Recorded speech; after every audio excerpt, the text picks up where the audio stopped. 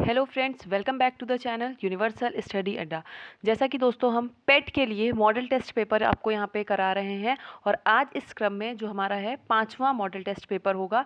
तो अगर अभी तक आपने ये जो पहले के अपलोड किए गए मॉडल टेस्ट पेपर है नहीं देखिएगा तो उसे देख लीजिएगा। अगर नहीं देखे हो तो प्लेलिस्ट आपको प्रॉपर मिल जाएगी, चैनल पे आप जाएंगे तो वहाँ से आप जाके सारे मॉडल टेस्ट पेपर देख सकते हैं। और यहाँ पे एक बेहतरीन रिवीजन के लिए ये जो है कराया जा रहा है, ये सारा आप लोगों के लिए, जिससे आपका कम समय में एक अच्छा रिवीजन हो सके मॉडल पेपर के थ्रू। तो शुरू करते हैं आज का मॉडल पेपर नंबर 5, जिसका पहले क्वेश्चन की तरफ बढ़ते हैं। देखिए, सबसे पहला क्वेश्चन आपकी स्क्रीन पर है और आपको भी साथ साथ जो है वो आंसर सोचते हुए चलना है कि इसमें से कौन सा उत्तर जो है वो सही होगा। तो सबसे पहला क्वेश्चन आपके लिए है, राणा सांगा ने निम्नलिखित युद्धों में से किस में बाबर के विरुद्ध लड़ाई की थी। आपको बताना है कि राणा सांगा ने बाबर के विरुद्ध किस युद्ध में लड़ाई की थी। चंदेरी का युद्ध, पानीपत का युद्ध, खानवा का युद्ध या फिर उपर्युक्त में से कोई नहीं। तो बिल्कुल सही उत्तर हो जाएगा आपका ऑप्शन नंबर सी, खानवा का युद्ध। कैसे बताएंगे और कब हुआ था ये भी आपको चीज़ें पता होनी चाहिए। तो आपको पता है कि जो बाबर ने फेमस जो है बाबर के, वो 4 युद्ध बाबर ने लड़े थे और चारों में उसकी विजय हुई थी। तो इस क्रम में अगर देखें तो सबसे पहले बाबर द्वारा लड़ा गया युद्ध था पानीपत का युद्ध और इसके 3 युद्ध हुए थे। पानीपत का प्रथम युद्ध, द्वितीय युद्ध, तृतीय युद्ध। कैसे याद रखेंगे? जो पानीपत का प्रथम युद्ध था वो 1526 में बाबर और इब्राहिम लोदी के बीच लड़ा गया, जिसमें बाबर की विजय हुई। फिर पानीपत का दूसरा युद्ध कब लड़ा गया? 1556 में अकबर और हेमू के बीच, जिसमें अकबर की विजय हुई थी। और पानीपत का तीसरा युद्ध जो है वो 1761 में लड़ा गया था, किसके बीच? मराठा और अब्दालियों के बीच। तो उसमें जो है वो अब्दालियों की विजय हुई थी, मोहम्मद शाह अब्दाली। तो इस प्रकार से आपको, ये तो पानीपत के 3 युद्ध हैं। इसके अलावा जो बाबर द्वारा लड़े गए 4 युद्ध हैं, इनको आपको यहाँ पे याद रखना है। तो इसकी एक ट्रिक भी होती है, एक इसकी ट्रिक होती है, पानी पीकर, खाना खाकर, चंदेरी चढ़ी, घाघरा पहनकर। तो इस प्रकार से आपको इस ट्रिक से याद, इसका सीरियल क्रम हो जाएगा और ये लगातार ही लड़े गए हैं। देखिए, 1526 में, फिर 1527 में, फिर 1528 में और फिर 1529 में, इस प्रकार से। तो जो पहला युद्ध था 1526 का पानीपत का युद्ध, ये बाबर और इब्राहिम लोदी के बीच लड़ा गया था, जिसमें जो है वो बाबर की विजय हुई थी। फिर नेक्स्ट जो है इसका खानवा का युद्ध है, जो आपसे यहाँ पे पूछा भी गया है, जिसको सही उत्तर है। तो खानवा का युद्ध बाबर और राणा सांगा के मध्य लड़ा गया था, जिसमें बाबर की विजय हुई थी। फिर चंदेरी का युद्ध, जो कि 1528 में लड़ा गया था, ये लड़ा गया था मेदिनी राय और बाबर के बीच, इसमें भी बाबर की विजय हुई। और सबसे आखिरी जो 1529 में युद्ध लड़ा गया वो था घाघरा का युद्ध, जिसमें बाबर और महमूद लोदी के बीच ये युद्ध हुआ था और इसमें भी बाबर की विजय हुई। तो इस प्रकार से चारों युद्ध आपको सीरियल है 26, 27, 28, 29 और पानी पीकर, खाना खाकर, चंदेरी चरी, घाघरा पहनकर, इस प्रकार से चारों में ही बाबर की विजय हुई थी। आपसे पूछा था राणा सांगा से संबंधित, तो बिल्कुल खानवा का युद्ध यहाँ पे सही उत्तर हो जाएगा। बढ़ते हैं अगले प्रश्न नंबर 2 की तरफ। प्रश्न नंबर 2 में आपसे पूछा है कि पानीपत के तीसरे युद्ध में मराठाओं की ओर से लड़ते हुए मरने वाला मुसलमान सेनानायक कौन था। अभी मैंने आपको बताया जो पानीपत का तीसरा युद्ध है वो कब हुआ था, तो बिल्कुल वो 1761 में हुआ था, पानीपत का तीसरा युद्ध। तो आपको यहाँ बताना है कि कौन सा जो है मराठा की ओर से लड़ते हुए मरने वाला मुसलमान सेनानायक कौन था। तो बिल्कुल बात करें तो इब्राहिम गारदी जो है यहाँ पे ये सही उत्तर हो जाएगा। नेक्स्ट क्वेश्चन की तरफ बढ़ते हैं। क्वेश्चन नंबर 3 में आपसे पूछा है कि उस शासक का नाम बताइए जिसने वास्को डी गामा का कालीकट में स्वागत किया। वास्को डी गामा की बात करें तो बिल्कुल पुर्तगाल के शासक जो हैं, इन्हें इमेनुअल नाम से उनका नाम है, उन्होंने इनको भेजा था वास्को डी गामा को। और ये कालीकट पर पहुंचा था और इसने क्या किया था? भारत के समुद्री मार्ग की खोज की थी। कब पहुंचा था ये क्वेश्चन भी सीधे पूछा जाता है, तो 1498। इस प्रकार से इस तिथि को आपको ध्यान रखना है। और कालीकट के शासक जो हैं जमोरिन, यहाँ पे जमोरिन जो है, ऑप्शन नंबर बी सही होगा, इन्होंने क्या किया था कि वास्को डी गामा का स्वागत किया था। और इस प्रकार से आपका सही उत्तर जो ऑप्शन नंबर बी हो जाएगा। बढ़ते हैं नेक्स्ट क्वेश्चन नंबर 4 की तरफ। क्वेश्चन नंबर 4 में आपसे पूछा है कि वर्ष 1857 के विद्रोह के संदर्भ में निम्नलिखित में से किसे उसके मित्र ने धोखा दिया तथा जिसे अंग्रेजों द्वारा बंदी बनाकर मार दिया गया था। कुंवर सिंह, तात्या टोपे, नाना साहिब या फिर खान बहादुर खान। बिल्कुल इसका सही उत्तर क्या हो जाएगा आपका? तात्या टोपे। तात्या टोपे जो थे उन्हें एक प्रकार से धोखा दिया गया था इसमें, और दिया किसने था? मान सिंह ने। उसके विश्वासघात के कारण ही तात्या टोपे पकड़े भी गए थे और करीब ये 1859 ईस्वी में जो है इनको फांसी पर भी चढ़ाया गया था। तो क्या ध्यान रखेंगे? Tatya Tope. Next question number 5, Bharat छोड़ो आंदोलन के संदर्भ में महात्मा गांधी को कहाँ से गिरफ्तार किया गया था? अच्छा क्वेश्चन है, 5 स्टार क्वेश्चन, नंबर 5 और 5 स्टार क्वेश्चन भी है। मद्रास में, नई दिल्ली में, बम्बई में या फिर कलकत्ता में? तो बिल्कुल आपको पता होगा कि जो भारत छोड़ो आंदोलन है कब हुआ था? ये 9 अगस्त 1942। 9 अगस्त 1942 तिथि याद रखनी है। और कहाँ से? बम्बई के ग्वालियर टैंक मैदान से इसका आरंभ हुआ था, जिसमें गांधी जी ने करो या मरो का नारा दिया था। लॉर्ड लिनलिथिगो जो थे वो इस समय वायसराय थे, और पुलिस ने क्या किया था? इन्हें बम्बई में गिरफ्तार करके आगा खां पैलेस पूना में नज़रबंद किया था। ये चीज़ें आपको ध्यान रखनी है। तो ऑप्शन नंबर सी बम्बई यहाँ पे सही होगा। इसके तहत एक चीज़ और ध्यान रखिएगा कि जो ऑपरेशन 0R था ये भी जो है ब्रिटिश सरकार ने चलाया था, और इसके तहत क्या किया था? बड़े बड़े जो नेता थे उन्हें क्या किया था? गिरफ्तार कर लिया था। बिल्कुल, तो ऑप्शन नंबर सी मुंबई में सही उत्तर होगा। क्वेश्चन नंबर 6 पूछ रहा है आपसे यहाँ पे कि लाल कुर्ती दल का नेता कौन था? अब्दुल गफ्फार खां, मौलाना अबुल कलाम आज़ाद, महात्मा गांधी या फिर पंडित जवाहरलाल नेहरू? बताना है आपको लाल कुर्ती दल का नेता कौन था। तो बिल्कुल जो पश्चिमोत्तर प्रांत है वहाँ पे बात करें तो खान अब्दुल गफ्फार खान, जिन्हें सीमांत गांधी या हम फ्रंटियर गांधी के नाम से भी जानते हैं, इन्होंने ही, इनके नेतृत्व में जो है वो सविनय अवज्ञा आंदोलन भी चलाया गया था, आपको पता होगा। इसके अलावा लाल कुर्ती दल से फेमस थे यही सभी, या फिर इसके अलावा खुदाई खिदमतगार भी कहा जाता है। तो इन्होंने मुख्य रूप से सविनय अवज्ञा आंदोलन जो था उसमें महत्वपूर्ण भूमिका भी निभाई थी।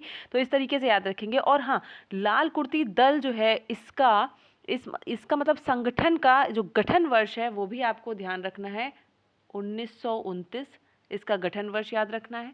तो इतनी चीज़ें आपको इससे रिलेटेड याद रखनी है। बिल्कुल, लाल कुर्ती दल पूछे, खुदाई खिदमतगार पूछे, सीमांत गांधी किसे कहते हैं, फ्रंटियर गांधी किसे कहते हैं, तो ये सारी चीज़ों में आपका उत्तर जो सही होगा वो क्या होगा? खान अब्दुल गफ्फार खां। बढ़ते हैं क्वेश्चन नंबर 7 की तरफ। और क्वेश्चन नंबर 7 में आपसे पूछा है कि गांधी इरविन समझौते में किसने मध्यस्थ की भूमिका निभाई थी, मतलब मीडिएटर की? एनी बेसेंट ने, मोतीलाल नेहरू, तेज बहादुर सप्रू या फिर इनमें से कोई नहीं?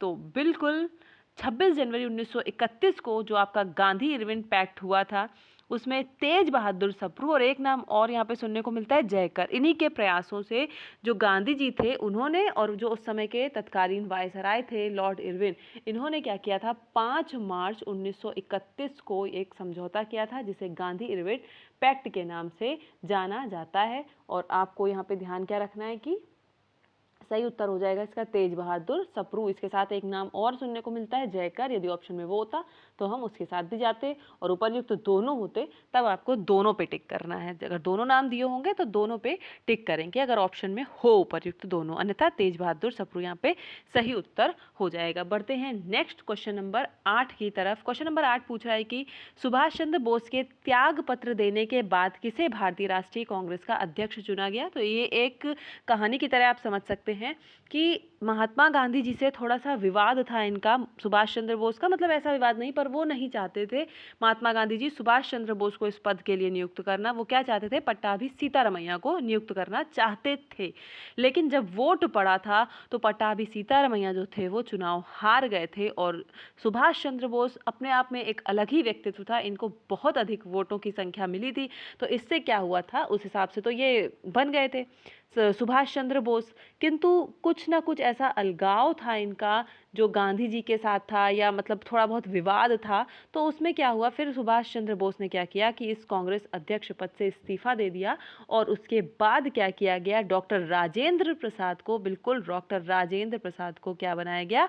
भारतीय राष्ट्रीय कांग्रेस का अध्यक्ष चुना गया। ध्यान रखिएगा 1939 में सुभाष चंद्र बोस ने जो है वो आपका फॉरवर्ड ब्लॉक की स्थापना भी की है और इसके साथ ही साथ जो है त्रिपुरी अधिवेशन भी जो है इन्हीं के द्वारा चलाया गया था। तो ये ध्यान रखेंगे।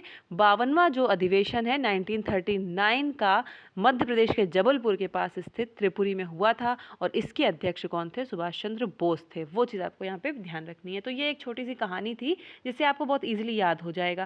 क्वेश्चन नंबर 9 था कि 9 है कि भारतीय राष्ट्रीय कांग्रेस द्वारा किस अधिवेशन में ऐतिहासिक पूर्ण स्वतंत्रता का प्रस्ताव पारित किया गया? एग्जाम फेवरेट क्वेश्चन है ये।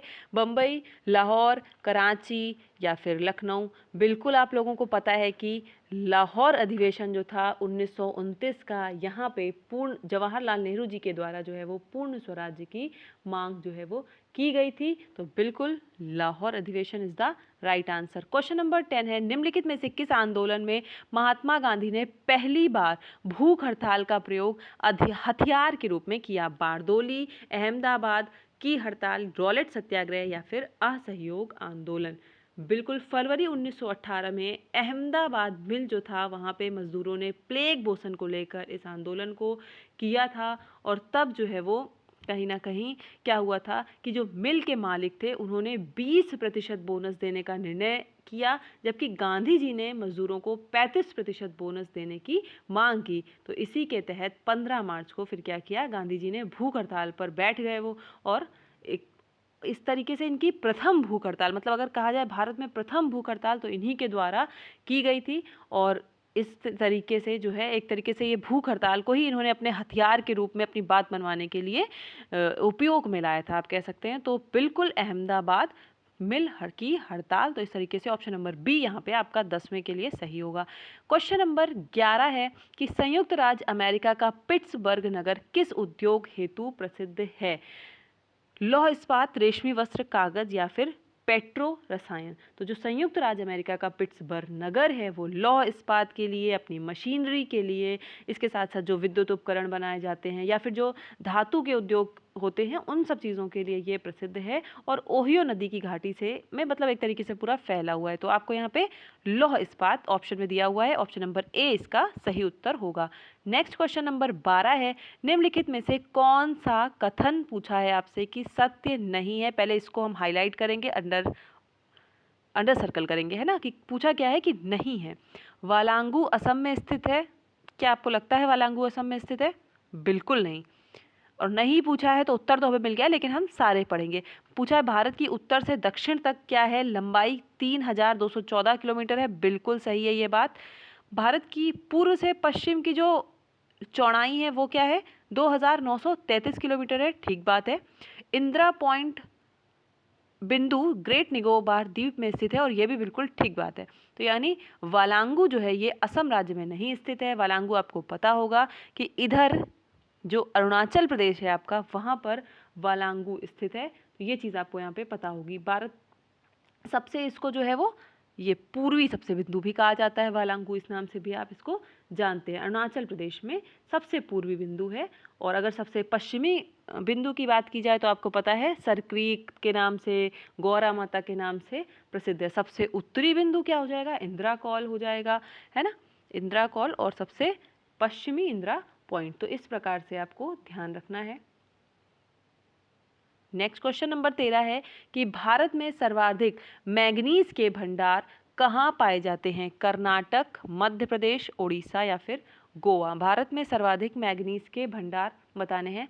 बिल्कुल ऑप्शन नंबर सी, उड़ीसा राज्य में भारत में सर्वाधिक मैंगनीज के भंडार पाए जाते हैं। लगभग 44% जो है मैंगनीज इसी राज्य से प्राप्त किया जाता है। और उड़ीसा के जो मयूरगंज है और क्योंझर है, इसमें जो है इसी से मतलब इनका उत्खनन का काम किया जाता है। तो उड़ीसा यहाँ पे आपका सही उत्तर होगा। क्वेश्चन नंबर 14 है, निम्नलिखित में से तकलामाकन मरुस्थल कहाँ स्थित है? पश्चिमी एशिया, अफ्रीका में सहारा के दक्षिण किनारे में, दक्षिण अमेरिका में या फिर मध्य एशिया में? क्वेश्चन नंबर 14 के लिए आंसर करिएगा कि तकलामाकन मरुस्थल जो है वो कहाँ पर स्थित है। बिल्कुल ये चीन जो है उसके शिनजियांग प्रांत में स्थित है, मध्य एशिया में, चीन के शिनजियांग प्रांत में स्थित है। तो मध्य एशिया आपका यहाँ पे सही उत्तर होगा। क्वेश्चन नंबर 15 है कि मावठ की जो वर्षा है वो कौन सी फसल के लिए लाभकारी नहीं होती है? आपसे पूछा है मावठ की वर्षा कौन सी फसल के लिए लाभकारी नहीं होती है। बताइए, गेहूं, चना, मसूर या फिर बाजरा। गेहूं, चना, मसूर या फिर बाजरा। तो क्या होती है मावठ की फसल? देखिए, जो रबी की फसलें होती हैं इनमें से अगर आप ये सेलेक्ट कर पाएँ कि रबी की फसल कौन सी है, तो भी आपको अपने उत्तर तक जो है वो पहुंच सकते हैं कि रबी की फसल जो है उसके लिए जो है ये लाभकारी होती है। बिल्कुल। तो यहाँ पे मावठ की वर्षा, पहली बात तो जो है एक प्रकार से अगर हम बात करें तो जो उत्तर पूर्वी हिस्सा है हमारे भारत का, जब कोई हवा मतलब हिमालय से टकराते हुए उत्तर पूर्वी हिस्से में बरसात करती है तो वो ही मावठ की वर्षा एक तरीके से कहलाती है।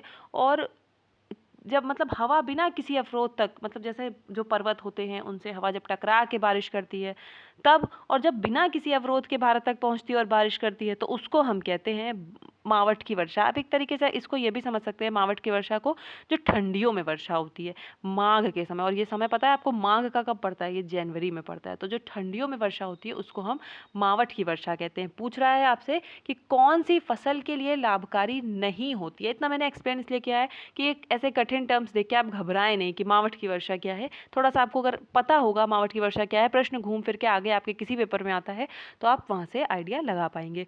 तो ये रबी की फसल के लिए तो लाभदायक होता है। और आपको पता है कि गेहूं, चना, मसूर तीनों रबी की फसलें हैं, बाजरा रबी की फसल नहीं है, तो इसके लिए ये विशेषकर लाभकारी नहीं होती है। सबसे अधिक अगर लाभकारी इन तीनों में भी बात करें तो गेहूं के लिए होती है। तो सही उत्तर आपका पूछा था कि मावठ की वर्षा किसके लिए लाभकारी नहीं होती है, तो बाजरा के लिए नहीं है, इन तीनों के लिए है, मतलब रबी की फसल के लिए है। और इसकी कब होती है बुआई की बात करें तो अक्टूबर नवंबर में सामान्यतः ये फसलें जो हैं वो बोई जाती हैं। कौन कौन सी फसलें हैं? गेहूं, जौ, आलू, चना, मसूर, मटर, इस प्रकार से याद रखिएगा। क्वेश्चन नंबर 16 है, भारत के विदेशी मुद्रा भंडार में क्या शामिल नहीं होता है? विदेशी परिसंपत्तियां, स्वर्ण भंडार, भारतीय रुपया या विशेष आहरण अधिकार। बताइए। तो बिल्कुल भारतीय रुपया जो है वो भारत के विदेशी मुद्रा भंडार में शामिल नहीं होता है। इसके अलावा इसमें 4 तत्व शामिल होते हैं। कौन कौन से? विदेशी परिसंपत्तियां, उसके अलावा स्वर्ण भंडार, उसके अलावा विशेष आहरण अधिकार जिसे आप एसडीआर मुद्रा कहते हैं, ये शामिल होता है। और एक अन्य भी शामिल होता है जो आईएमएफ के पास होता है, रिजर्व कोष। तो इस तरीके से भारतीय रुपया इसमें शामिल नहीं होता है। ऑप्शन नंबर सी यहाँ पे आपका सही उत्तर है। नेक्स्ट क्वेश्चन है, विशेष आहरण अधिकार एसडीआर में किस देश की मुद्रा को शामिल नहीं किया गया है? बहुत अच्छा क्वेश्चन है।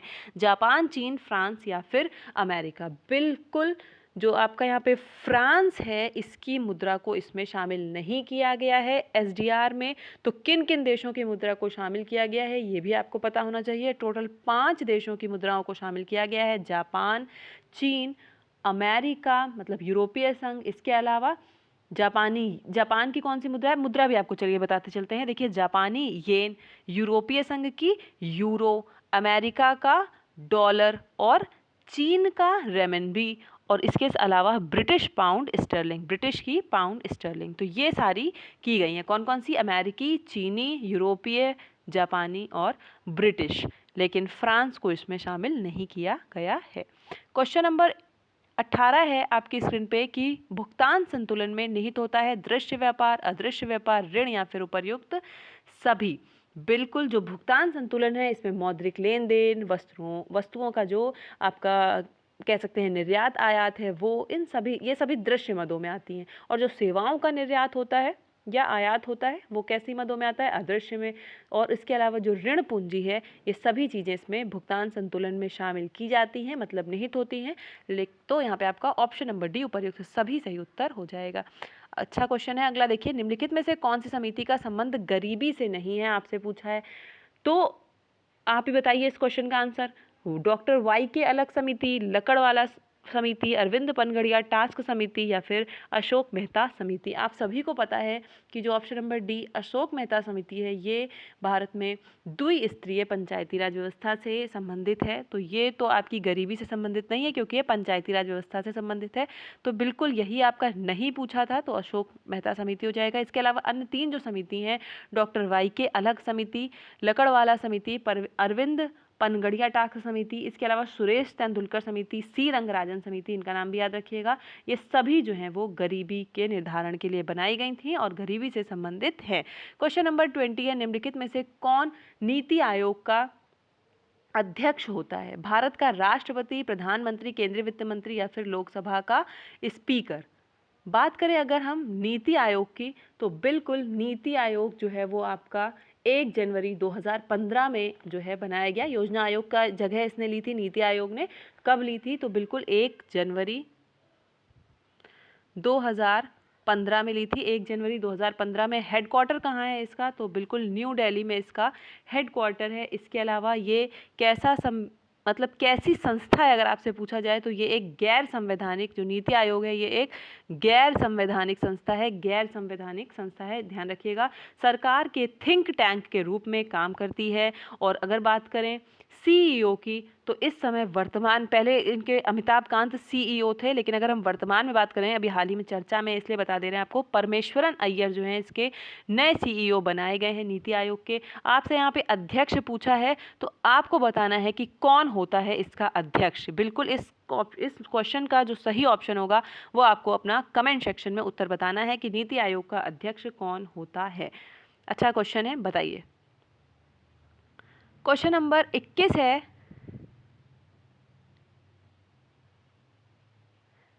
चलिए यहाँ पे हम आपको बता ही देते हैं। भारत का प्रधानमंत्री, बिल्कुल ठीक है। नीति आयोग का अध्यक्ष कौन होता है? भारत का प्रधानमंत्री। वर्तमान में कौन है? बिल्कुल नरेंद्र मोदी जी। चलिए क्वेश्चन नंबर 21, भारत की प्रभुता, एकता और अखंडता की रक्षा करें और उसे अक्षुण्ण रखें, यह उपबंध किसमें किया गया है? संविधान की उद्देशिका, राज्य के नीति निर्देशक तत्व, मूल अधिकार या फिर मूल कर्तव्य? बताइए। बिल्कुल जो मूल कर्तव्य हैं, ऑप्शन नंबर डी, मूल कर्तव्य जो हैं इसमें आपका अनुच्छेद 51 का में जो है इसको रखा गया है। भारत की प्रभुता, एकता, अखंडता की रक्षा करें और इसे अक्षुण्ण रखें। भाग किसमें है? भाग 4 का में। मूल कर्तव्य किसमें है? भाग 4 का में, जिसे ए भी कहते हैं। क्वेश्चन नंबर 22 है, भारत के संविधान में अंतर्राष्ट्रीय शांति की सुरक्षा की अभिवृद्धि का उल्लेख कहाँ है? अंतर्राष्ट्रीय शांति और सुरक्षा की अभिवृद्धि को कहाँ उल्लेख किया गया है? संविधान की उद्देशिका में, राज्य के नीति निर्देशक तत्व में, मूल कर्तव्यों में या फिर 9वीं अनुसूची में? बिल्कुल राज्य के नीति निर्देशक तत्वों में, क्योंकि आपको पता है कि राज्य के नीति निर्देशक तत्व जो है वो 51 जो है 36 से 51 तक आता है। तो 51 में आपका अंतर्राष्ट्रीय शांति और सुरक्षा का ही उल्लेख है। इसके अलावा पंचशील समझौता, गुटनिरपेक्ष, इन सब की भी स्थापना इसी के तहत की गई है और भाग 4 में ये सारी चीज़ें आती हैं। तो अगर इसकी जगह यहाँ पे भाग 4 ऑप्शन में होता तो आप भाग 4 के साथ जाते और नहीं तो राज्य के नीति निर्देशक तत्वों के साथ जाएंगे। क्वेश्चन नंबर 23 है कि निम्नलिखित में से कौन सा विषय समवर्ती सूची में शामिल नहीं है? आपसे पूछा है। शिक्षा, भूमि, परिवार नियोजन, वन्य पशुओं तथा पशुओं का संरक्षण। तो भूमि जो है आपका ये नहीं है, ये राज्य सूची में आता है, तो ये आपका समवर्ती सूची में शामिल नहीं है। समवर्ती सूची जो है आपकी शामिल किए गए थे समवर्ती सूची में। पहले अगर बात करें तो इसमें आपके 47 विषय थे। पहले आपके इसमें 47 विषय थे, लेकिन वर्तमान में 5 विषय इसमें जोड़ दिए गए हैं और अब आपके इसमें 52 विषय हैं। कौन कौन से विषय जोड़े गए हैं और किस संविधान संशोधन के तहत जोड़े गए हैं? तो ये आपके 42वां संविधान संशोधन के तहत जोड़े गए हैं, 1976। और कौन कौन से विषय जोड़े गए हैं? शिक्षा, वन, नापतौल, न्याय संबंधी जो प्रशासन है, और वन्य जीव और पक्षी संबंधी जो संरक्षण है, ये दिया भी हुआ है यहाँ पे ऑप्शन नंबर डी में। तो ये सारे विषय इस पर जोड़े गए हैं, जिसपे जो है समवर्ती सूची में इन सभी को शामिल किया गया। तो भूमि यहाँ पे आपकी राज्य सूची का विषय है, ऑप्शन नंबर बी यहाँ पे आपका सही उत्तर होगा। बढ़ते हैं प्रश्न नंबर 24 की तरफ। पूछा है, जिले का सर्वोच्च अधिकारी कौन होता है? पुलिस अधीक्षक, जिला कलेक्टर, जनसंपर्क अधिकारी या फिर कोषाधिकारी? आपको पता है कि डीएम जो होते हैं, जिला कलेक्टर, वही जो है जिले के सर्वोच्च प्रशासनिक अधिकारी होते हैं। ऑप्शन नंबर बी जिला कलेक्टर जो है वो इसका सही उत्तर हो जाएगा। बढ़ते हैं अगले प्रश्न नंबर 25 की तरफ। संविधान के अनुच्छेद 230 के अंतर्गत किसी उच्च न्यायालय का विस्तार संघ शासित प्रदेश तक किया जा सकता है, यह शक्ति किसे प्राप्त है? राष्ट्रपति को, संसद को या फिर प्रधानमंत्री को या फिर उच्चतम न्यायालय को? तो बिल्कुल संविधान के अनुच्छेद 230 में स्पष्ट उल्लेखित है कि संसद कानून बनाकर किसी भी उच्च न्यायालय का क्या कर सकती है, विस्तार कर सकती है और संघ शासित प्रदेश के लिए भी इसे बना सकती है। तो आपका क्या हो जाएगा, संसद, ऑप्शन नंबर बी सही उत्तर हो जाएगा। और दिल्ली याद रखिएगा एकमात्र ऐसा संघ शासित प्रदेश है जिसका अपना उच्च न्यायालय भी है। क्वेश्चन नंबर 26 यहाँ से गणित के क्वेश्चन है आपके, गणित साइंस के क्वेश्चन है यहाँ पे आपके। एसआई पद्धति है जो वो किस पर आधारित है, एमकेएस पद्धति पर, एफपीएस, सीजीएस या फिर इनमें से कोई नहीं? बिल्कुल आसान क्वेश्चन है, एमकेएस पद्धति पर आधारित है आपकी। नेक्स्ट क्वेश्चन है 27, जो कवक अपना भोजन सड़े गले पदार्थों से प्राप्त करते हैं क्या कहलाते हैं? मृतोपजीवी, परजीवी, सहोपकारिता या फिर उपयोगी? मृतोपजीवी जो होते हैं ऐसे कवक जो अपना भोजन सड़े गले पदार्थों से प्राप्त करते हैं या पत्तियों से सड़ी गली, उसको मृतोपजीवी कहते हैं। जैसे आपका राइजोपस है, पेनिसिलियम है आदि। और वहीं जो कवक अपना भोजन दूसरे जीवित प्राणियों के भोजन से प्राप्त करते हैं परजीवी कहलाते हैं, याद रखिएगा। तो बात करते हैं अगले प्रश्न नंबर 28 की। किसी तत्व सूक्ष्मतम कण जो स्वतंत्र अवस्था में नहीं रह सकता पर सभी रासायनिक अभिक्रियाओं में भाग लेता है, मतलब कोई सूक्ष्मतम कण जो स्वतंत्र अवस्था में नहीं रह सकता और सभी रासायनिक अभिक्रियाओं में भाग लेता है, अणु, परमाणु, यौगिक, बिल्कुल उसे क्या कहते हैं, परमाणु जो है वो कहलाता है। नेक्स्ट क्वेश्चन है कि देखिए थोड़ा डिफरेंट टाइप का क्वेश्चन है, अच्छा क्वेश्चन है। 70S राइबोसोम की 2 उप इकाइयाँ कौन सी हैं? बात करें अगर राइजोबियम की यहाँ पे या राइबोसोम की, तो खोज इसकी किसने की थी? पैलाडे ने। ठीक है, इसकी खोज की थी पैलाडे ने। और ये जो आपसे पूछा गया है एस यहाँ पे क्या है, ये उसकी यूनिट होती है। एक डमरू के मान लीजिए आकार की ऐसे संरचना होती है जिसमें जो प्रोकैरियोटिक, मतलब जैसे अगर आपसे 70S का पूछा गया है तो इसमें किस तरीके से इसका विभाजन होता है, 30 और 50S के रूप में इसका विभाजन होता है। प्रोकैरियोटिक जो है कोशिका उसमें ये होता है। और यहीं अगर आपसे 80S पूछ लिया जाते तब इसका विभाजन होता है इस प्रकार से 40S में और 60S में। तो आपसे क्या पूछा है, 70S वाला पूछा है, तो ये आपका ये होगा 30S और 50S। देख लीजिए 30S और 50S कहाँ दिया हुआ है, किस ऑप्शन में दिया हुआ है 30S और 50S? ऑप्शन नंबर ए में यहाँ पे दिया हुआ है, ऑप्शन नंबर ए में। तो आपका सही उत्तर ये हो जाएगा। ठीक है, तो इस तरीके से जो एक इसमें सूक्ष्म कण होते हैं, जो ये गोलाकार आपको मैंने बताया डमरू आकार की संरचना होती है, तो इसमें क्या होता है कि राइबोसोम जो होता है वो सभी जीवित कोशिका में पाया जाता है और इसका जो है अवसादन इसी प्रकार से हम करते हैं। ये जो गुणांक होते हैं ना 2 प्रकार के, 70S और 70S और 80S, इस तरीके से करते हैं। मुख्य कार्य क्या है राइबोसोम का, तो एमिनो एसिड द्वारा प्रोटीन संश्लेषण में सहायता करना, प्रोटीन का निर्माण करना, याद रखिए प्रोटीन फैक्ट्री के नाम से जाना जाता है। तो क्वेश्चन नंबर ए यहाँ ऑप्शन नंबर ए सही उत्तर होगा। क्वेश्चन नंबर 30 है, गुरुत्वाकर्षण के सार्वभौमिक नियम का प्रतिपादन किसने किया? देखिए 30 प्रश्न यहाँ पर हम कर चुके हैं और अभी 100वें प्रश्न तक हमें करना है। जिसने भी वीडियो लाइक नहीं किया होगा लाइक करते रहिएगा, वीडियो को लाइक शेयर और सब्सक्राइब करते रहिएगा। नए होंगे तो चैनल पर जुड़ जाइएगा, डेली प्रैक्टिस सेट यहाँ पे आकर आपको करते रहना है। गुरुत्वाकर्षण के सार्वभौमिक नियम का प्रतिपादन किसने किया है पूछ रहे हैं, तो बिल्कुल गुरुत्वाकर्षण की खोज या इसका सार्वभौमिक नियम, इसका प्रतिपादन किसने किया है? न्यूटन, बाबा न्यूटन ने किया है। ठीक है, नेक्स्ट क्वेश्चन क्या है 31, नारी प्लस उचित, नारी धन उचित का संधि विच्छेद पूछा है। नारुचित, नार्योचित, नारोचित या फिर नारीचित? नार्योचित इसका सही हो जाएगा। और कैसे इसका संधि विच्छेद करेंगे? नारी धन उचित, जो आपको क्वेश्चन में भी दिया है। तो यहाँ पे नार्योचित जो बन रहा है, देखिए इसका ई और इसका ऊ मिलाकर आपका क्या हो रहा है? यू, इस प्रकार से। और आपको पता है कि जब भी या रा लावा से पहले कोई आधा अक्षर हो, देखिए या है और ये जो रा आया है ना इसके ऊपर, ये इससे पहले है, आधा है तो इसके ऊपर चढ़ गया है ये। तो जब भी इससे पहले आधा अक्षर होता है तो यण संधि होती है, ध्यान रखिएगा। आपका ऑप्शन नंबर बी इस प्रकार से सही उत्तर होगा, नार्योचित। इसके अलावा अत्युत्तम है, अभ्युदय है, इन सब में भी यण संधि होगी। क्वेश्चन नंबर 32 है, निम्नलिखित में से विलोम शब्दों का कौन सा युग्म सही है? आपसे पूछा है विलोम शब्दों का कौन सा युग्म सही है। तो व्यवस्था का क्या होता है? कुव्यवस्था नहीं होता है, व्यवस्था का होता है, अव्यवस्था का होगा व्यवस्था। ठीक है। अव्यवस्था का व्यवस्था हो जाएगा। व्यर्थ का क्या होगा? अव्यर्थ का सार्थक नहीं, अव्यर्थ का सार्थक का होगा व्यर्थ। इस प्रकार से ये गलत है। व्यष्टि का आपका समष्टि होता है और संकीर्ण का जो है आपका विस्तीर्ण होता है, अविस्तीर्ण नहीं विस्तीर्ण होता है। आ हटा दें तब सही हो जाएगा, लेकिन आ लगा है तो इस प्रकार से ऑप्शन नंबर सी सही होगा। व्यष्टि का समष्टि जो है वो यहाँ पर सही विलोम शब्द का युग्म है। क्वेश्चन नंबर 33 है कि पतित शब्द किसका पर्यायवाची है? अधर्म, अधर्मी, अत्याचार या फिर उपर्युक्त में से कोई नहीं। तो अधर्मी बिल्कुल। क्या क्या होते हैं इसके पर्यायवाची? निकृष्ट, नीच, बहुत ही गिरा हुआ, पतित, है ना, इस तरह कुत्सिंग, इस तरीके के इसके पर्यायवाची होते हैं। आपसे पूछा है कौन सा है, तो बिल्कुल अधर्मी इसका पर्यायवाची है। क्वेश्चन नंबर 34,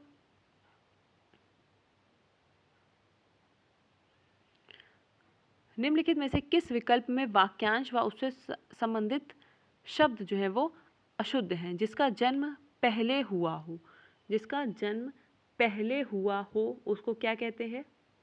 अग्रज कहते हैं, ठीक है। जिसका जन्म पीछे या बाद में हुआ हो उसको अनुज कहते हैं, ठीक है। जो पहले दे दिया जाए, जो पहले दे दिया जाए उसको अग्रणी नहीं कहते हैं। जिसका अनुभव किया जा चुका हो उसको अनुभूत कहते हैं, ये भी सही है। आपसे क्या पूछा है? अशुद्ध पूछा है ना, तो जो पहले दे दिया जाए उसको अग्रणी नहीं, उसको क्या कहते हैं? अग्रिम कहते हैं। जो पहले दे दिया जाए उसको क्या कहते हैं? अग्रिम कहते हैं, ठीक है। और जो सबके आगे रहता है उसको अग्रणी कहते हैं। तो इन दोनों के डिफरेंस को यहाँ से समझिएगा कि जो पहले दे दिया जाए अग्रिम, और जो आगे रहता है, सबसे आगे रहता है उसको अग्रणी कहते हैं। तो इस प्रकार से आपका ये सी ऑप्शन जो है वो सही नहीं है। क्वेश्चन नंबर 35 है, निम्नलिखित में से पुल्लिंग शब्द छांटिए। कान, कमर, पलक, जीभ। कान, कान जो है वो आपका कैसा शब्द है? पुल्लिंग शब्द हो जाएगा। इसके अलावा ये भी ध्यान रखिएगा कि शरीर के जो कुछ अंग हैं उनके नाम हमेशा पुल्लिंग में ही होते हैं, जैसे कान, मुंह, सिर, गला, हाथ, पाँव, मस्तिष्क हो गया है, उसके अलावा बाल है, नाखून, दांत, ये सारी चीज़ें जो है वो हमेशा पुल्लिंग में होती हैं। और स्त्रीलिंग में कुछ चीज़ें होती हैं, शरीर के कुछ अंग हमेशा, जैसे एड़ी, उंगली, भुजा, कमर, नाभि, पलक, हाथ, सॉरी हाथ तो पुल्लिंग में था, आँख, हथेली, जीभ, ये नाक, ये सारी चीज़ें हमेशा स्त्रीलिंग में होती हैं। तो इसको एक जगह ध्यान रखिएगा।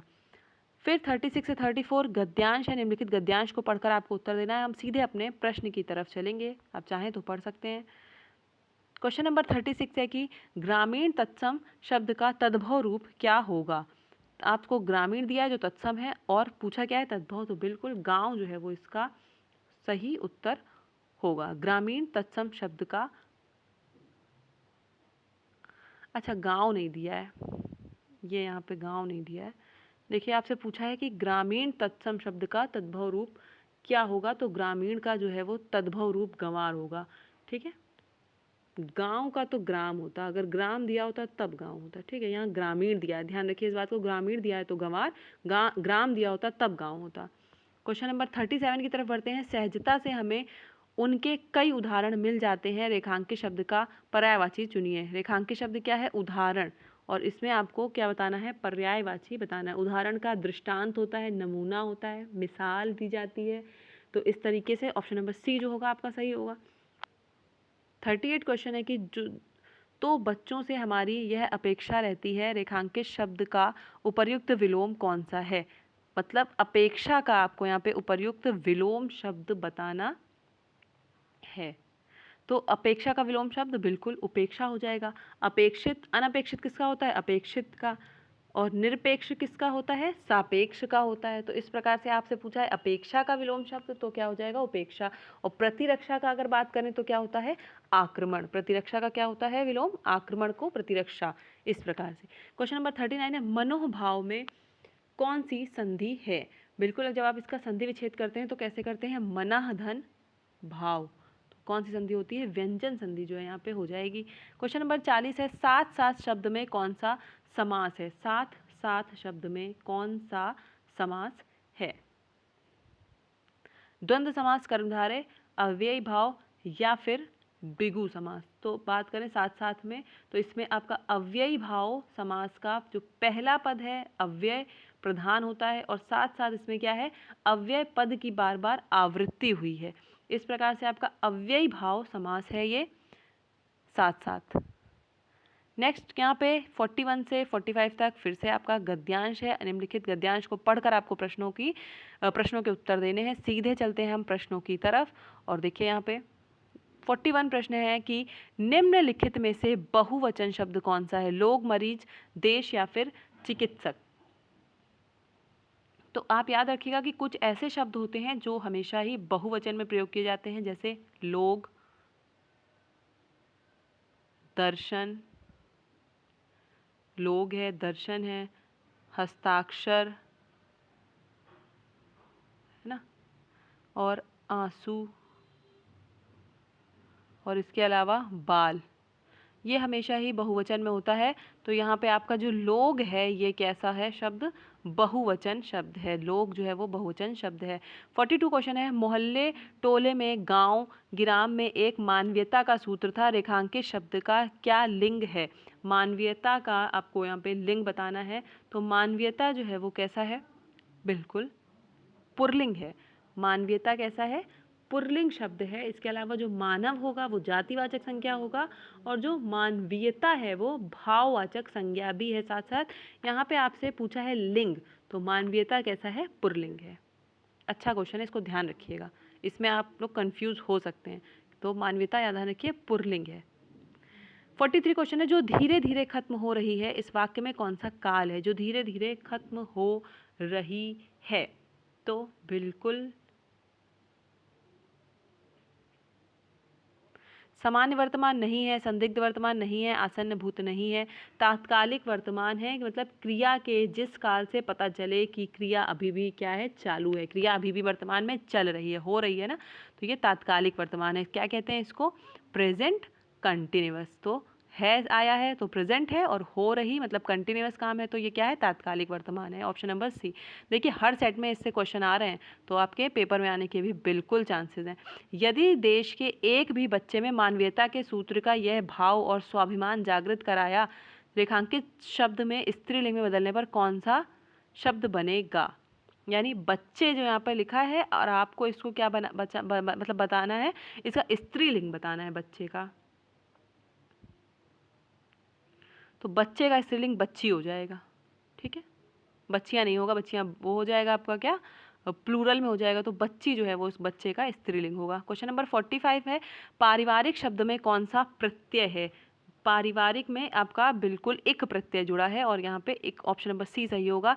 इंग्लिश के क्वेश्चन आ गए हैं 46 से 48 तक की। सीधे हम अपने ग्रामर के क्वेश्चन की तरफ चलेंगे। पैसेज को बिना पढ़ते हुए ग्रामर के क्वेश्चन की तरफ चलते हैं। Kalidas is really called dash Shakespeare of India. 49 का जवाब दीजिए। बिल्कुल यहाँ पे क्या है, दो प्रॉपर नाउन का जब कंपेयर किया जाता है तो बिल्कुल द जो है डेफिनेट आर्टिकल उसको यूज़ करते हैं, तो द यहाँ पे आपका सही होगा। कब Kalidas is really called the Shakespeare of India. एक कालिदास और दूसरा शेक्सपियर, आप देख रहे हैं दो प्रॉपर नाउन है यहाँ पे और कंपेयर उनको किया जा रहा है। तो हम कौन सा आर्टिकल यूज़ करते हैं, द आर्टिकल यूज़ करते हैं। कब यूज़ करते हैं, लास्ट वाले प्रॉपर नाउन से पहले, यानी लास्ट वाले प्रॉपर नाउन से पहले कौन सा आर्टिकल यूज़ होता है, द आर्टिकल यूज़ होता है। कई बार ये क्वेश्चन आता है इंग्लिश में। She could not lie dash on her face on her side. बताइए, either or, neither nor, both and none of these. बिल्कुल ऑप्शन नंबर है either or. She could not lie either on her face or on her side. तो आपका यहाँ पे either और use होगा। कैसे यूज होगा, जब दो चॉइस ऑफ पॉसिबिलिटीज़ हैं तो जो नाउन होता है जो ईदर को फॉलो करता है वो कैसा होता है, हमेशा सिंगुलर होना चाहिए। देख रहे हैं यहाँ पे आप, फेस सिंगुलर है, तो इस प्रकार से हम हमारा ईदर और जो है वो यूज़ होगा। ऑप्शन नंबर ए यहाँ पे आपका सही हो जाएगा, option number A. Next question number 51, यहाँ से आपके जीएस के क्वेश्चन स्टार्ट हैं। प्रसिद्ध पुस्तक दास कैपिटल किसके द्वारा लिखी गई है। बताइए, प्रसिद्ध पुस्तक दास कैपिटल बिल्कुल कार्ल मार्क्स के द्वारा लिखी गई है, ऑप्शन नंबर बी। कुचिपुड़ी नृत्य किस राज्य की नृत्य शैली है। कुचिपुड़ी आपने याद भी किया हुआ, कच्ची पूड़ी, आंध्र से अंधे प्रदेश, इस तरीके से। तो आंध्र प्रदेश कच्ची पूड़ी खा जाते हैं, जो अंधे हैं तो हम फिर देख नहीं पाएंगे कैसी पूड़ी, कच्ची पूड़ी खा जाएंगे। तो इस तरीके से याद रखिए, कुचिपुड़ी किस राज्य की नृत्य शैली है, आंध्र प्रदेश की नृत्य शैली है। अगला क्वेश्चन है कि निम्नलिखित में से कौन सा ज्योतिर्लिंग मंदिर है, कौन सा ज्योतिर्लिंग मंदिर है आपसे पूछा। मल्लिकार्जुन, सोमनाथ, केदारनाथ सभी हैं। कौन कौन से हैं? 12 ज्योतिर्लिंग हैं टोटल। बता सकते हैं तो कमेंट बॉक्स में बताइए 12 ज्योतिर्लिंग के नाम। 12 ज्योतिर्लिंग हैं टोटल।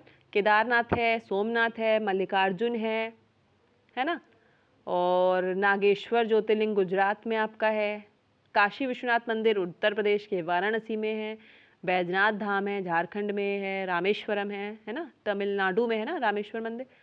उसके अलावा त्र्यंबकेश्वर है नासिक में। बताइए कौन कौन से बचे हैं 12 में से, कमेंट सेक्शन में बताइए। 54वां क्वेश्चन आपसे पूछ रहा है कि लोकसभा के प्रथम अध्यक्ष कौन थे। जीवी मावलंकर, राम सुभग, जो सही उत्तर होता है उस पर पहले सबसे पहले नजर जाती है। राम सुभग सिंह, हुकुम सिंह, एम अनंत शय्यम आयंगर। बताइए लोकसभा के प्रथम अध्यक्ष कौन थे। बिल्कुल लोकसभा के प्रथम अध्यक्ष जीवी मावलंकर थे। और भारतीय संविधान का जो आपका अनुच्छेद 93 है 93, उसमें उसके अनुसार क्या होता है कि लोकसभा अपने सदस्यों में ही किसी एक को अध्यक्ष बनाता है और किसी एक को उपाध्यक्ष चयनित करता है। ये चीज़ ध्यान रखिएगा। और एक चीज़, 2 क्वेश्चन आपसे यहाँ पे पूछे जाते हैं कि अगर पूछा जाए कि लोकसभा और राज्यसभा की संयुक्त बैठक, दोनों सदनों की संयुक्त बैठक कौन बुलाता है और दोनों सदनों की संयुक्त बैठक की अध्यक्षता कौन करता है। तो दोनों सदनों की संयुक्त बैठक की अध्यक्षता लोकसभा का अध्यक्ष करता है और दोनों सभा की संयुक्त बैठक को बुलाने का, या एक वर्ड लिखा रहता है आहूत का काम किसका होता है, वो राष्ट्रपति का होता है। बढ़ते हैं अगले क्वेश्चन नंबर 55 की तरफ। पिंग पोंग किस खेल का अन्य नाम है। वाटर पोलो, रग्बी, बास्केटबॉल या फिर टेबल टेनिस। ये आपको सेम याद करने हैं, इसके लिए अपना कोई ऐसा नहीं, बस इसको लर्न करके रखिए, याद करके रखिए कि पिंग पोंग किस खेल का नाम है, तो टेबल टेनिस का अन्य नाम जो है वो पिंग पोंग भी है। क्वेश्चन नंबर 56 है केंद्रीय नारियल शोध संस्थान कहाँ स्थित है।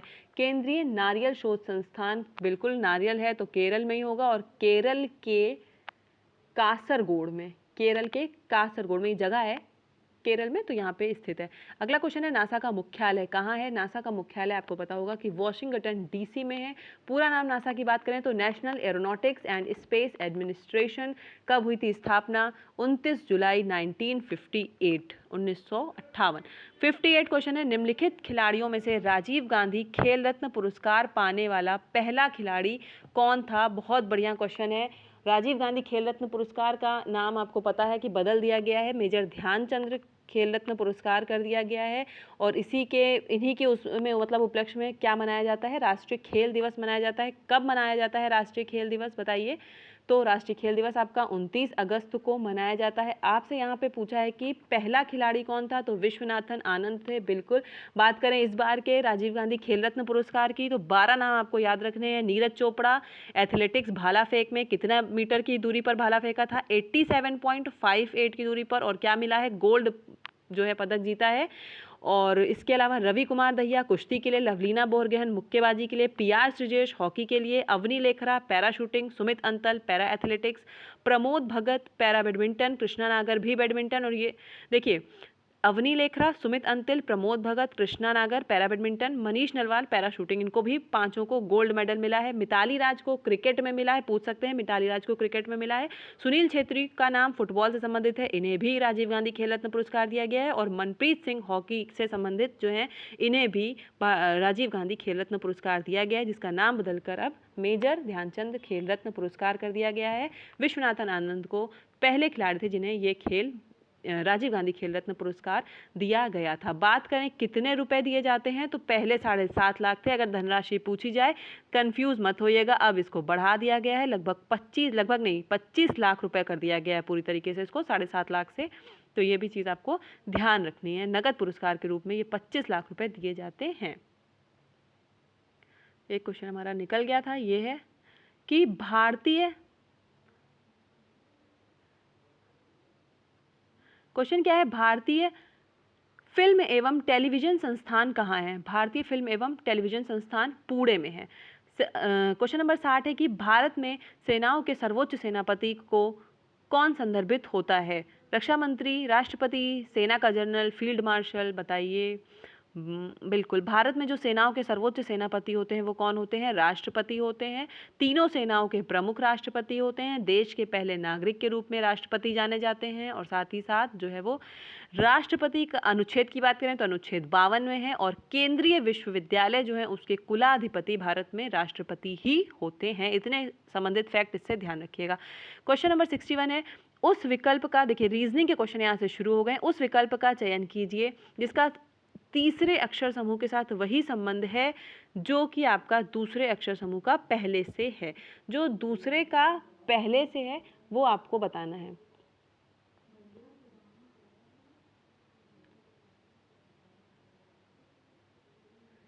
देखिए R से S की तरफ जाएंगे 1 बढ़ रहा है, A से C की तरफ जाएंगे 2 बढ़ेगा, M से P की तरफ जाएंगे 3 बढ़ेगा और O से S की तरफ जाएंगे तो 4 बढ़ेगा। उसी प्रकार से आपको इसमें भी कर लेना है। V से जाएंगे आगे 1 तो W बढ़ जाएगा, W चारों ऑप्शन में दिया हुआ है। X से 2 आगे जाएंगे तो Z हो जाएगा, 2 आगे जाएंगे X से तो Z हो जाएगा और M से 3 आगे जाएंगे, अगर आप जब M से 3 आगे जाएंगे तो क्या आएगा? MNOP, P हो जाएगा। और J से जब आप 4 आगे जाएंगे, यही तो है 1 2 3 4 के क्रम में बढ़ रहा है ना, तो J से जब 4 आगे जाएंगे तो N हो जाएगा। तो ये क्या हो जाएगा? N हो जाएगा। ये P लिखा है, ठीक है। WZPN देख लीजिए किस ऑप्शन में, WZPN ऑप्शन नंबर डी में है WZPN, तो यहाँ पे इसका डी ऑप्शन सही होगा। अगला प्रश्न है आपका क्लॉक का। हर प्रैक्टिस सेट में क्लॉक के प्रश्न आ रहे हैं और बेहतरीन तरीके से आप लोग को बताए जा रहे हैं। फाइनल पेपर में भी आपको क्लॉक से, कैलेंडर से, रीजनिंग में एक एक प्रश्न देखने को ज़रूर मिलेगा। पूछा क्या है कि घड़ी में 2:50 पर दोनों सुइयों के मध्य कितने डिग्री का कोण बनेगा। इसका फॉर्मूला होता है, जब आपसे पूछा जाए कि इतना बजकर इतने मिनट पर दोनों सुइयों के मध्य कितने डिग्री का कोण बनेगा, तो इसका एक फॉर्मूला होता है 11 गुणे मिनट माइनस 60 गुणे बजे, जितना आपका बजे दिया हो।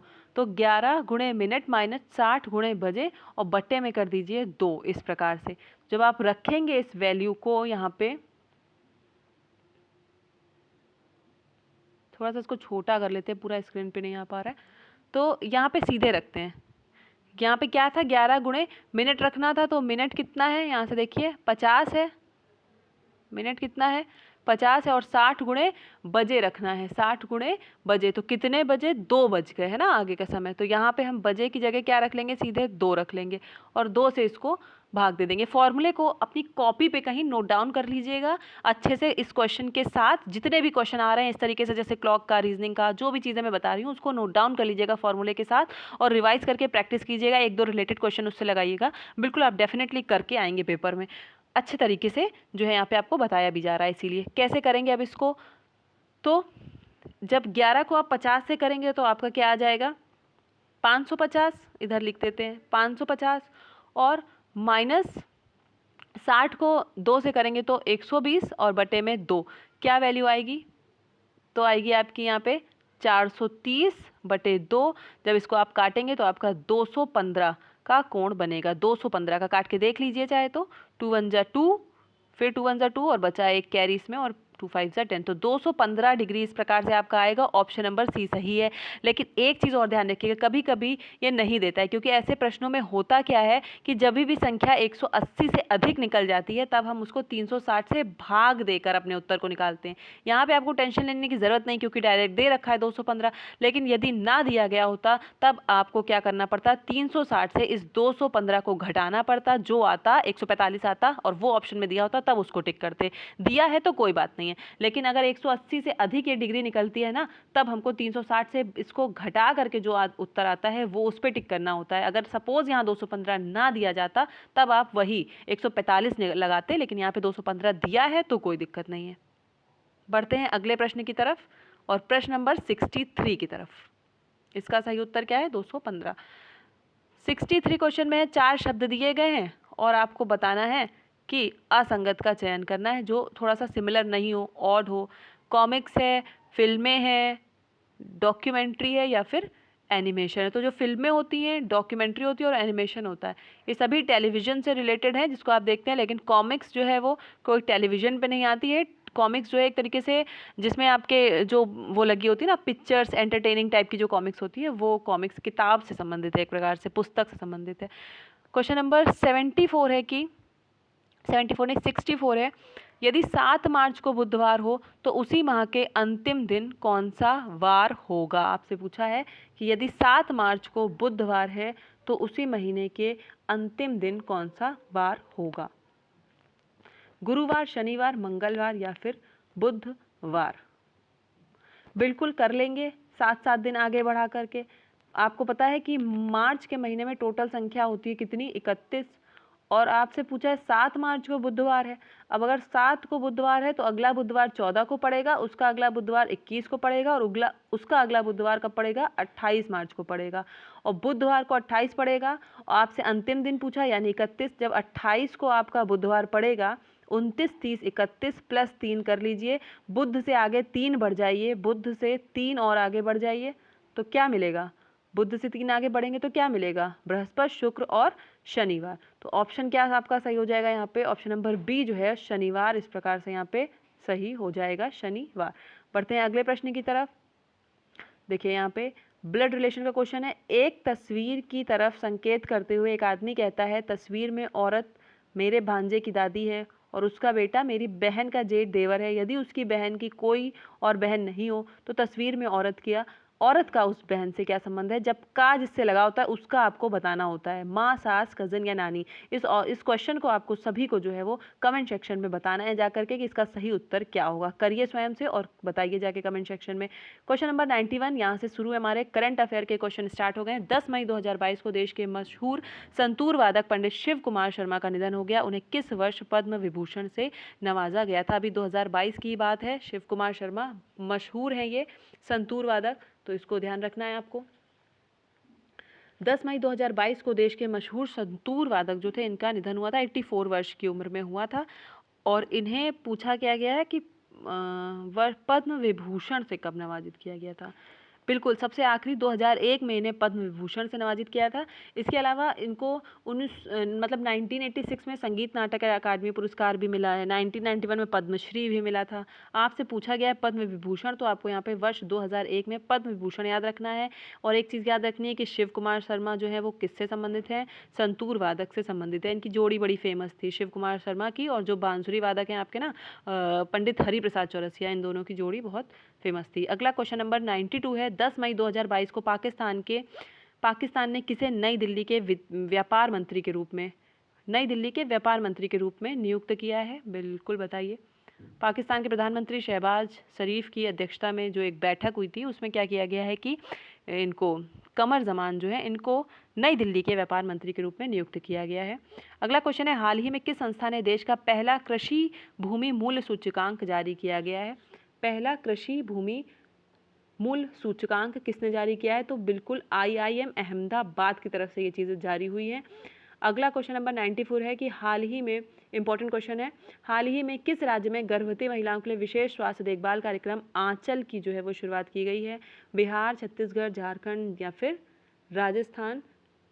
तो बिल्कुल राजस्थान का जो करौली ज़िला है वहाँ पे जो गर्भवती महिलाएं हैं उनके लिए एक तरीके से उनके स्वास्थ्य के लिए, उनकी देखभाल के लिए आंचल की शुरुआत की गई है। एक कार्यक्रम है आंचल कार्यक्रम, उसकी शुरुआत की गई है। होगा क्या, 13,000 से लगभग अधिक महिलाओं को इसका लाभ पहुँचाया जाएगा। हीमोग्लोबिन का जो स्तर होता है गर्भवती महिलाओं में वो कम ना हो, कम होने पर उसकी जाँच करना, ये सारी चीज़ें देख रेख उनकी की जाएंगी। और इसके लिए जो है सहायक नर्स होती हैं, मिडवाइफ हैं, आशा बहन जो रहती है ना, उनको सबको जो है लगातार उनसे संपर्क बनाए रखने के लिए कहा गया है ताकि ज़रूरत पड़े तो वो उनसे परामर्श भी ले सकें और उनको उपचार भी प्रदान कर सकें। ध्यान रखिएगा आंचल परियोजना जो है, आंचल कार्यक्रम जो है वो राजस्थान सरकार द्वारा चलाया जा रहा है। मई 2022 में किसके द्वारा the state of world forest 2022 report जारी की गई है। कौन सी, the state of world forest 2022 report किसके द्वारा जारी की गई है, तो ये आपका खाद्य और कृषि संगठन जिसको कहते हैं फूड एंड एग्रीकल्चर ऑर्गेनाइजेशन, स्थापना हुई थी 16 अक्टूबर 1945 में और हेडक्वार्टर कहाँ है, रोम इटली में इसका हेडक्वार्टर है। तो इसके द्वारा ये रिपोर्ट जो है the state of world forest 2022 report जारी की गई है। बढ़ते हैं अगले क्वेश्चन नंबर 96 की तरफ। Important 5 star question. 5 मई 2022 को 8000 मीटर से अधिक ऊंची 5 चोटियों को फतेह करने वाली पहली भारतीय महिला होने का खिताब किसने हासिल किया है?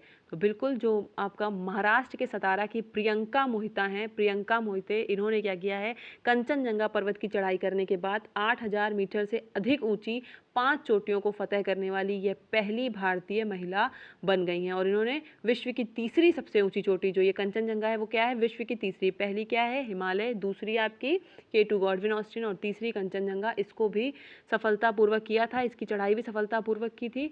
और इसके अलावा 5 अन्य 8000 मीटर से अधिक जो ऊंची चोटियां हैं उसको फतेह करने वाली पहली भारतीय महिला बन गई हैं। कौन? प्रियंका मोहिते, महाराष्ट्र से संबंधित हैं। अगला क्वेश्चन नंबर 97, प्रतिवर्ष विश्व थैलेसीमिया दिवस कब मनाया जाता है? 6 मई, 7 मई, 8 मई या फिर 9 मई को? क्या है थैलेसीमिया? एक आनुवांशिक रक्त विकार है जिसका संचरण जो होता है वो माता पिता से बच्चों तक पीढ़ी दर पीढ़ी होता रहता है। और एक तरीके से एक इसके मतलब इसके कारण होता क्या है, जो रोगी होता है उसकी जो RBCs होती हैं, लाल रक्त कणिकाएं, उसमें पर्याप्त मात्रा में हीमोग्लोबिन नहीं बन पाता और इसके कारण एनीमिया की कमी होती है।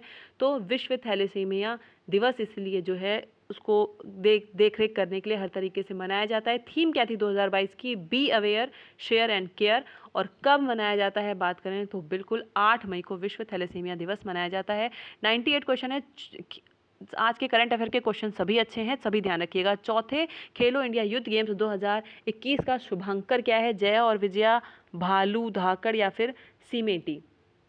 तो बिल्कुल केंद्रीय युवा कार्यक्रम जो है और खेल मंत्री जो है अनुराग ठाकुर, इन्हीं के द्वारा खेलो इंडिया यूथ गेम्स 2021 जो है आपका ये चलाया गया है। और इसका शुभंकर जो है बात करें तो बिल्कुल धाकड़ है। ऑप्शन नंबर बी सही है। होगा कहाँ? पंचकुला, हरियाणा में। अगर पूछ लिया जाए कहाँ होगा तो पंचकुला, हरियाणा में जो है होगा। और धाकड़ जो है वो इसका शुभंकर है। चलाया गया है किसके द्वारा? खेल मंत्री अनुराग ठाकुर जी के द्वारा, केंद्रीय युवा कार्यक्रम एवं खेल मंत्री हैं। क्वेश्चन नंबर 99, मई 2022 में किस राज्य सरकार ने ई अधिगम योजना शुरू की है? ई अधिगम योजना क्या है? ये भी बहुत इंपॉर्टेंट क्वेश्चन है। किस सरकार ने शुरू की है ई अधिगम योजना? तो ये हरियाणा सरकार की योजना है। इसमें क्या है कि हरियाणा सरकार ने अपनी जो ई अधिगम योजना है इसके तहत किया क्या है कि जो 10वीं और 12वीं कक्षा के सरकारी स्कूल के जितने भी विद्यार्थी हैं उनको लगभग 3 लाख तक टैबलेट बांटे गए हैं इस योजना के तहत। और इस टैबलेट वितरण से यहाँ यूपी में भी देखिए हुआ था योगी जी के द्वारा। तो याद रखिएगा कि ये जो है ई अधिगम योजना, ये हरियाणा सरकार द्वारा जो टैबलेट वितरण किया गया है 10वीं और 12वीं के छात्रों को, उससे संबंधित है। लास्ट क्वेश्चन है इस वीडियो का। अभी तक वीडियो लाइक नहीं किया हो तो लाइक करते रहिए, वीडियो को लाइक करके जाइए, शेयर कीजिए और सब्सक्राइब करिए चैनल को, नए होंगे तो, और बेल आइकन को प्रेस कर लीजिएगा जिससे कोई भी नोटिफिकेशन आपका मिस ना होने पाए। लास्ट क्वेश्चन है कि हाल ही में कौन सा देश नाटो के cooperative cyber defence centre of excellence में शामिल होने वाला पहला एशियाई देश बन गया है? कौन सा बन गया है बताइए? दक्षिण कोरिया, जापान, थाईलैंड या फिर वियतनाम? बिल्कुल जापान जो है आपका नहीं, जापान नहीं है, दक्षिण कोरिया है। ठीक है। हाल ही में कौन सा देश नाटो के cooperative cyber defence centre of excellence में शामिल होने वाला पहला एशियाई देश बना है? बिल्कुल दक्षिण कोरिया, साउथ कोरिया इसका सही उत्तर होगा। दोस्तों आज की वीडियो में इतना ही। यहाँ पे हमारे सभी 100 क्वेश्चन हुए पूरे। मिलते हैं नेक्स्ट वीडियो में नए मॉक टेस्ट, नए मॉडल पेपर के साथ। लगातार प्रैक्टिस कराई जा रही है। सारी जो भी इसके मॉडल सेट हैं जाकर के प्ले लिस्ट में आप देखिए और रिवाइज करते रहिए। मिलते हैं नेक्स्ट वीडियो में नए मॉडल पेपर के साथ। तब तक के लिए धन्यवाद। जय हिंद, जय भारत।